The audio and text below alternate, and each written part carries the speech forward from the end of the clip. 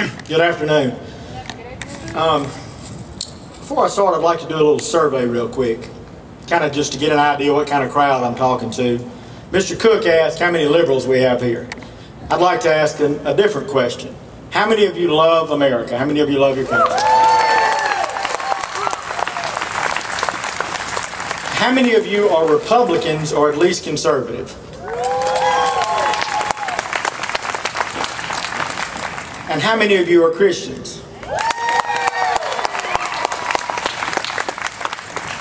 Well, I'm going to tell you who I am, and then I'm going to tell you why I ask those questions. Because I think it's very important for us to get the right foundation if we have any hope of turning things around. My name is Les Riley. I'm a filthy, rotten, no good sinner. And I'm saved by a wonderful Savior.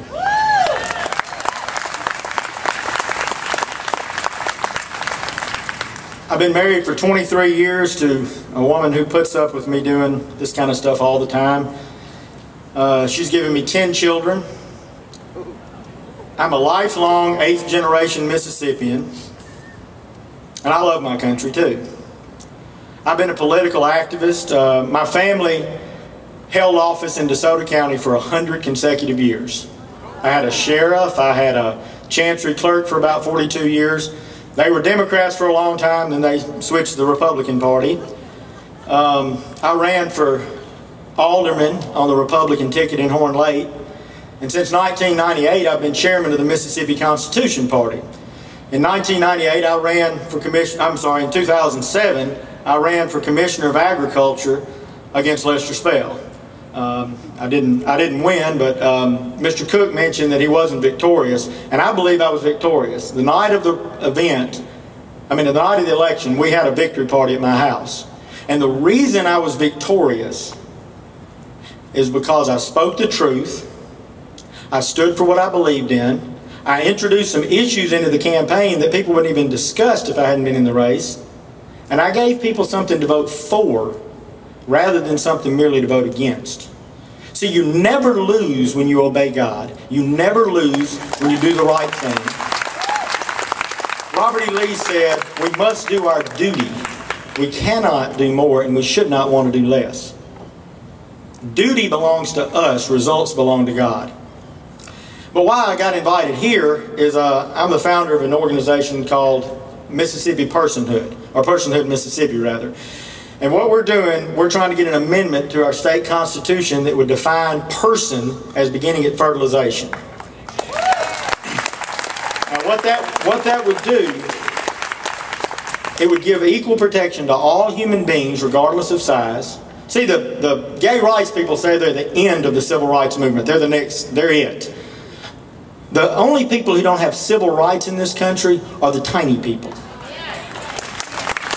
And what we need is 90,000 signatures. This is a citizens' initiative like the flag was. We need 90,000 signatures of registered voters to put it on the ballot. And then we get to vote, and then we challenge Roe versus Wade. We're picking a fight with an unjust court decision. So I needed to get that plug in case James pulls the plug on me before I'm done.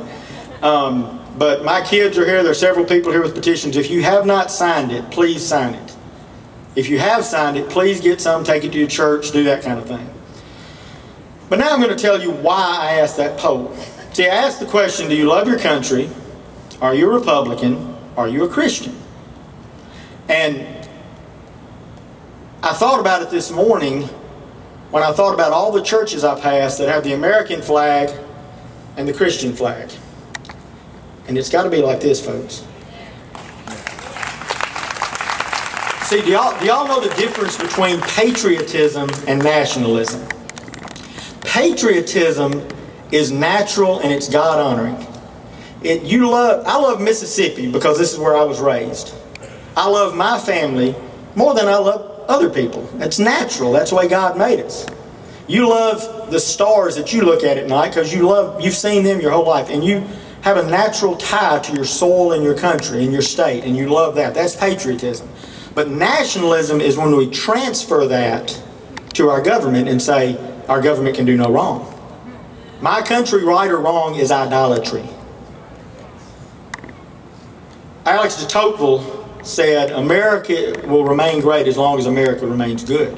And when America ceases to be good, it will cease to be great. Nationalism is the idea that you cannot criticize your country or your government. And we sometimes transfer that to my party, right or wrong. You know, there's people in Mississippi that we recognize and we say, well, I'm a Democrat, my daddy was a Democrat. But you know, that works both ways.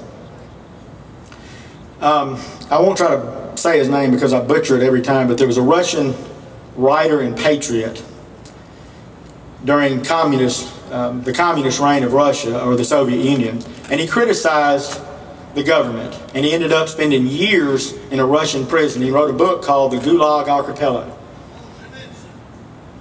I know it, I just can't say it. And he was asked how the communists took over a once free country. And he said, we forgot God. And what he was referring to, whether he did it intentionally or not, was Psalm 9, verse 17. And I'll go ahead and read 17 and 18. It says, the wicked shall be turned into hell, and all nations that forget God. For the needy shall not always be forgotten, the expectation of the poor shall not perish forever. I said in a healthcare forum the other night, and I'm going to say it again. If you don't oppose socialism for any reason, you know, we're told all the time, well, you don't like government programs because you don't care about poor people. If the only reason to oppose socialism is because you have compassion on the poor, that's enough. Because socialism always oppresses the people it pretends to protect. It always creates more poor people. And I'm glad a couple of speakers mentioned God before me, because I can't get away from it. But I want to point out something to you. All ideas, Rushdoony said, are inherently religious. In other words, what we believe about the nature of God, the nature of man, and the relationship